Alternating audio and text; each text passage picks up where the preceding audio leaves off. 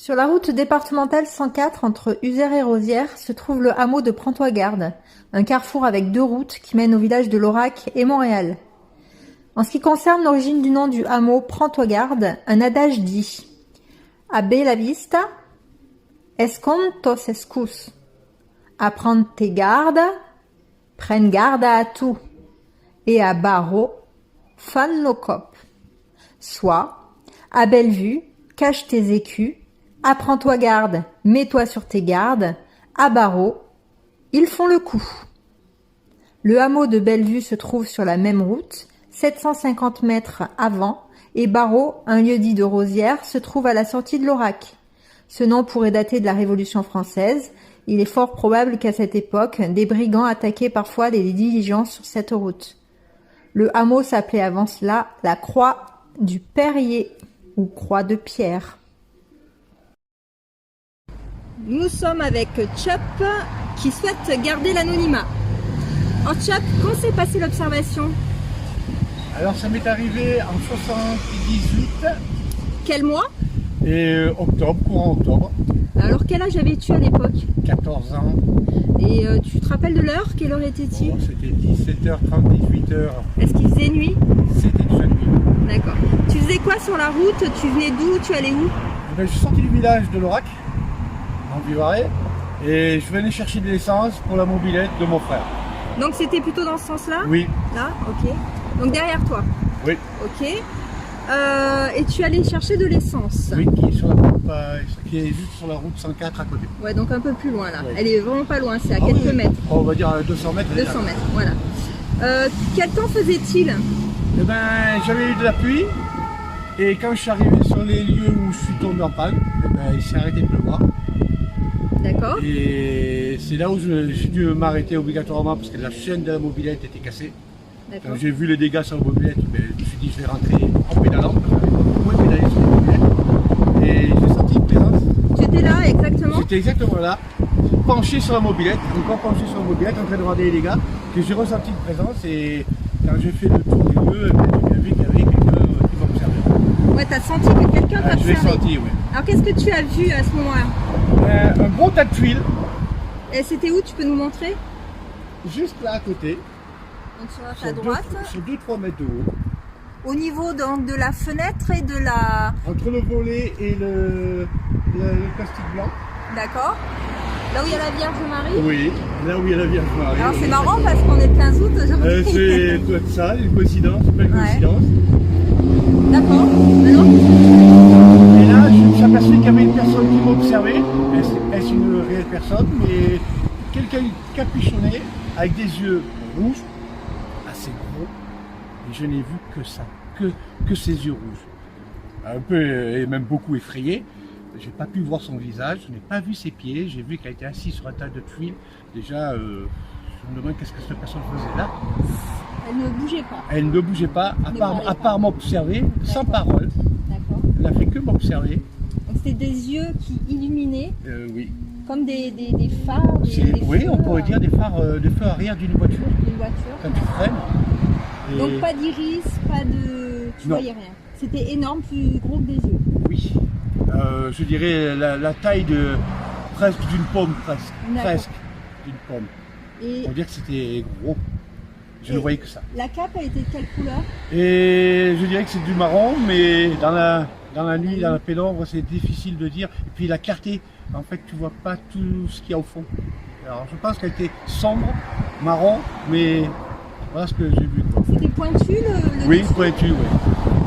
Oui, c'est pas fait une cape penser. ordinaire qu'on voit, Comme des moines oui, ou genre le J'entends. truc d'Halloween Ouais. qu'on voit maintenant. Ouais. Ça y ressemble, mais j'ai jamais vu ça ailleurs, quoi. D'accord. Alors, il faut dire aux auditeurs que des êtres avec des yeux rouges se retrouvent dans de nombreux témoignages.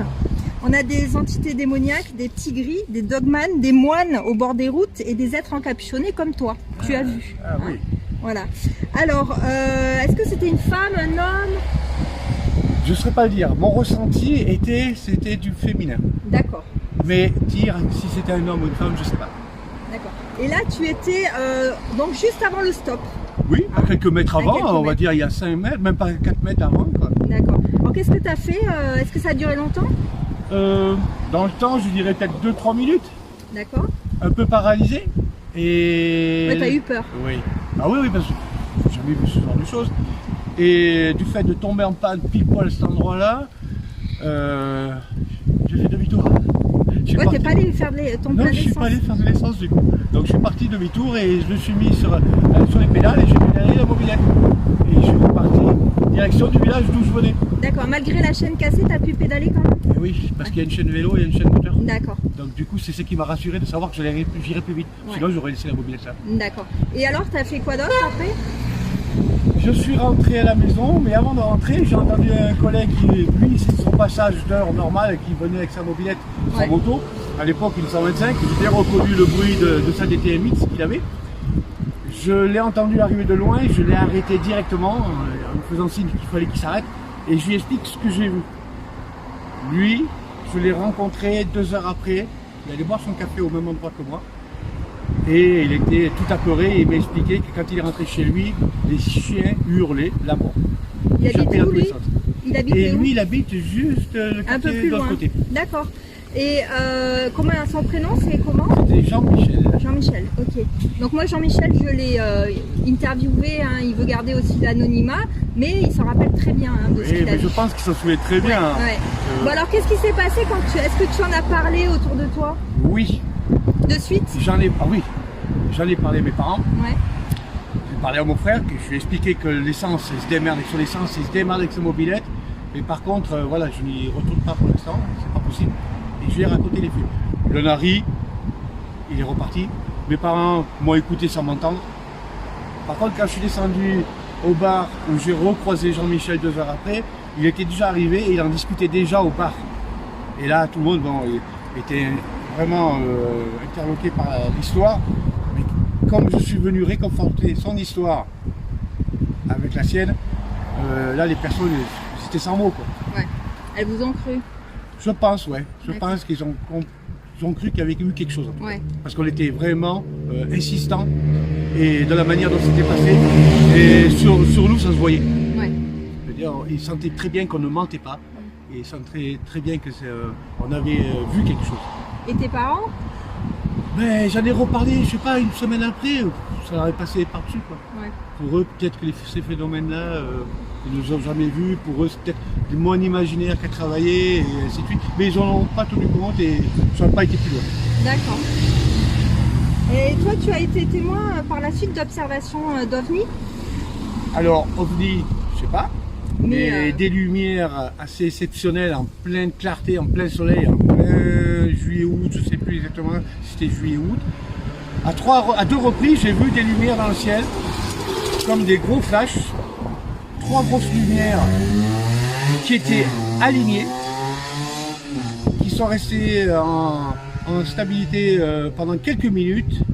Je me suis arrêté, stationné pour le voir et j'ai vu qu'en face de moi, il y avait une voiture qui s'était arrêtée et aussi. c'était où ça? C'était sur la route de Rions, Les défilés? sur les défilés de Rions. Et au bout de quelques minutes, elles sont parties comme des flèches les unes après les autres. Et c'était quelle année à peu près? Je ne sais plus dire l'année. Il y a longtemps? Non, et ça c'est moins vieux ça.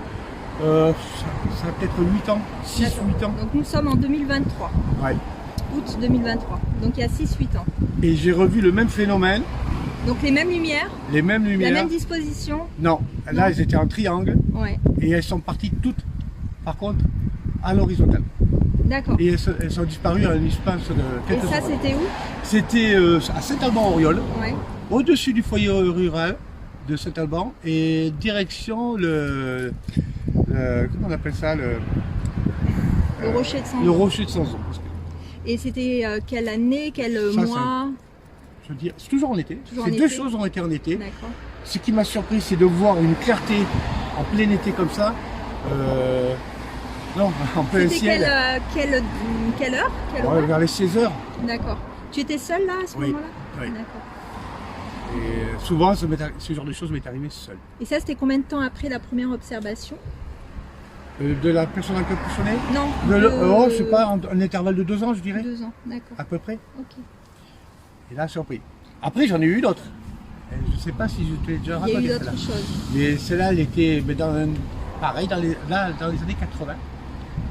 Je venais de prendre mon appartement Et je dormais dans un canapé-lit inconfortable.